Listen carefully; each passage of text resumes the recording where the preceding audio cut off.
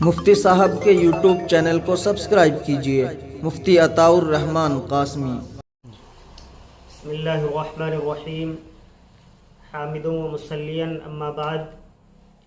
ناظرین کرام، آپ کے مسائل اور ان کا حل پروگرام دارالافتاء جامعۃ الشیخ عبدالستار نانکا گندیوڑا چھٹمل پور ضلع سہارنپور سے۔ مفتی صاحب، ایک شخص 4 سال سے غائب ہے، اب اس کی بیوی دوسرے شوہر سے شادی کر سکتی ہے یا نہیں؟ دوسرے شوہر سے نکاح کرنے کے بعد پہلا شوہر اگر آ جائے تو کیا کرے؟ اگر کسی عورت کا شوہر غائب ہو گیا اور اس کا علم نہیں ہو پا رہا ہے، پھر اگر وہ عورت جوان ہے اور اس کے شوہر کا مال و متاع بھی کافی ہے، جس کی حفاظت اس سے نہیں ہو پائے گی یا اس کے ضائع اور نقصان ہو جانے کا خطرہ ہے، تو وہ دارالقضاء جائے اور اپنی عرضی وہاں پر دائر کرے۔ قاضی اس عورت کو 1 سال کی مہلت دے گا۔ 1 سال تک جتنے ذرائع تلاش کرنے کے ہیں، اخبار ہو، میڈیا ہو، پولیس ہو، اس کے ذریعے تمام تر کوشش کی جائیں۔ 1 سال بعد بھی اگر شوہر واپس نہ آئے تو اب اس عورت کو اجازت ہوگی کہ وہ دوسرے شوہر سے، دوسرے مرد سے نکاح کر لے۔ اس نکاح کے بعد اگر خلوت صحیحہ نہیں پائی گئی اور پہلا شوہر آ گیا تو اب یہ نکاح باطل ہو جائے گا اور پہلا نکاح باقی رہے گا، اسی شوہر سے کے ساتھ یہ عورت رہے گی۔ اگر خلوت صحیحہ پائی گئی ہے اور پہلا شوہر آ گیا تو بھی یہ نکاح ٹوٹ جائے گا۔ عدت گزارنے کے بعد پہلے شوہر سے ہی نکاح ہوگا۔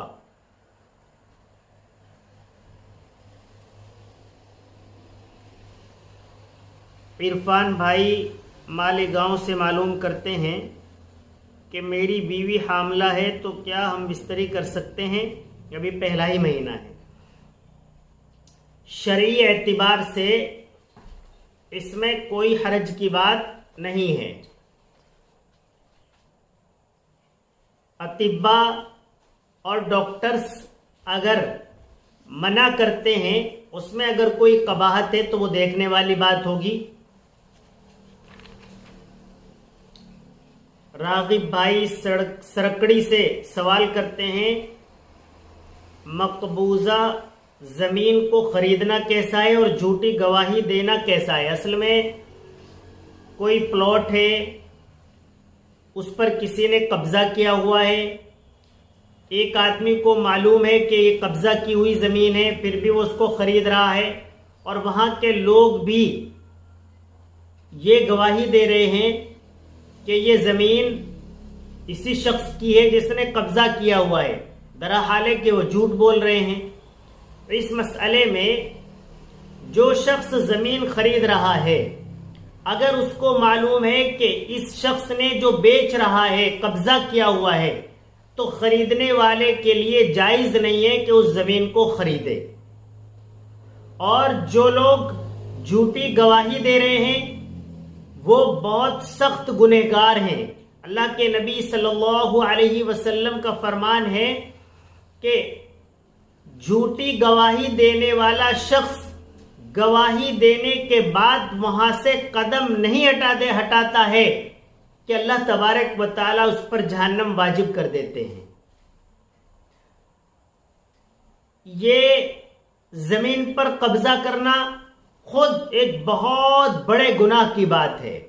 اللہ کے نبی صلی اللہ علیہ وسلم کا فرمان ہے کہ اگر کسی شخص نے دنیا میں ایک بالشت زمین کسی کی ظلمن قبضہ لی، دبا لی، دوسرے لفظوں میں کہا جائے، تو اللہ تبارک و تعالیٰ کل قیامت کے دن 7 زمین کا توق بنا کر اس کے گلے میں ڈال دیں گے۔ ایک بھائی معلوم کرتے ہیں کہ ہمارے محلے میں ایک عالم ہے جو یوٹیوب پر اپنی ویڈیو ڈالتے ہیں. میں اچھے سے جانتا ہوں کہ وہ صرف مولانا ہیں لیکن وہ اپنے کو مفتی کہتے ہیں, تو کیا یہ جائز ہے؟ بھائی جو مولانا ہیں انہیں اپنے آپ کو مولانا ہی بتانا چاہیے, وہ کیوں اپنے آپ کو مفتی بتاتے ہیں؟ یہ غیر درست عمل ہے. جو جس نے کورس کیا ہوا ہے وہی اس کو بتانا چاہیے.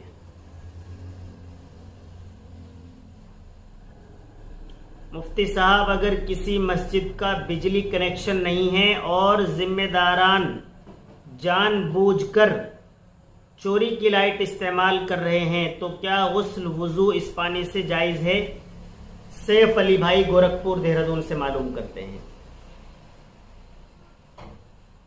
بجلی کنیکشن اگر نہیں ہے تو ذمہ داران کو چاہیے کہ وہ بجلی کنیکشن جلد سے جلد لے لیں, اور جو اس سے وضو اور غسل اور نماز ہو رہے ہیں وہ جائز ہو جائیں گے, کوئی حرج کی بات نہیں ہے.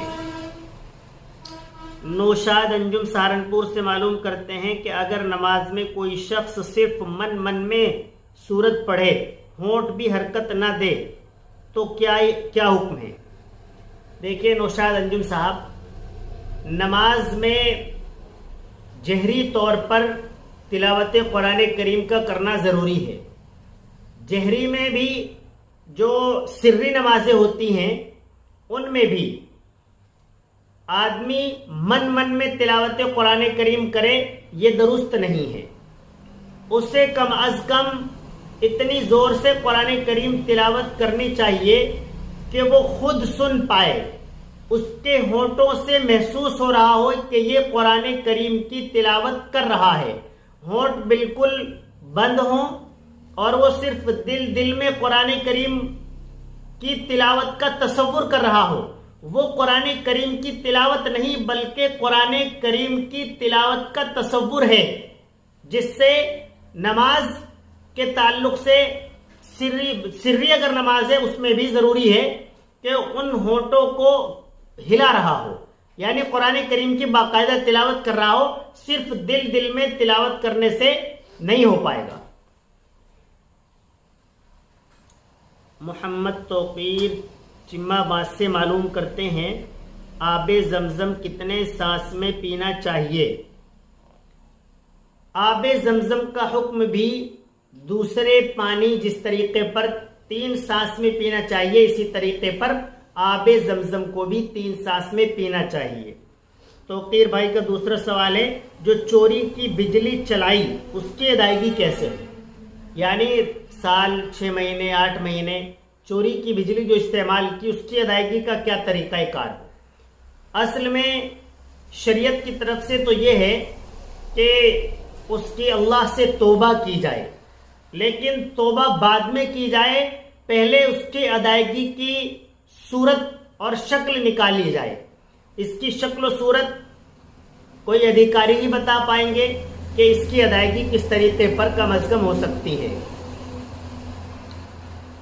سیف علی گورکھپور سے معلوم کرتے ہیں کہ راستے میں بارش کے پانی کی چھینٹیں لگنے سے نماز ہوگی یا نہیں؟ بارش کا جو پانی ہے اگر صرف بارش کا پانی ہے اس کی چھینٹیں لگی ہیں تو نماز ہو جائے گی. اگر بارش اور نالی کا پانی مل کر چل رہا ہے, اس کا رنگ بو مزہ یہ چینج ہو جا رہا ہے, تو اگر اس کی چھینٹیں لگتی ہیں پھر آپ کو وہ کپڑے دھلنے کے بعد ہی آپ کی نماز ہو پائے گی. نوشاد علی ہروڑا سے معلوم کرتے ہیں کہ اگر لڑکا یا لڑکی کو گود لے تو بالغ ہونے کے بعد کس پردے کا کیا نظام رہے گا؟ اصل میں لے پالک جو ہوتا ہے, گود لیا ہوا بچہ جو ہوتا ہے, وہ بیٹا ہوتا ہے یا بیٹی ہوتی ہے. اگر بیٹا ہے تو گود لیا ہوا بیٹا ہے تو ماں سے پردہ ہو جائے گا جس نے اس کو گود لیا ہے, اور گود لی ہوئی اگر بیٹی ہے تو باپ سے یعنی جس باپ نے گود لیا ہے اس سے پردہ ہو جائے گا. اس کی شکل یہ ہے کہ جب آپ گود لے رہے ہیں اور اس بچے کا دودھ پینے کا وقت چل رہا ہے، تو اگر بیٹی ہے تو بیٹی لینے والی جو عورت ہے وہ عورت اپنی بہن کا اس بچی کو دودھ پلا دے تو وہ اس کی بھانجی سے اعتبار سے، دودھ پینے کے اعتبار سے اس کا رشتہ بھانجی کا ہو جائے گا، پھر اس پر پردہ نہیں ہوگا۔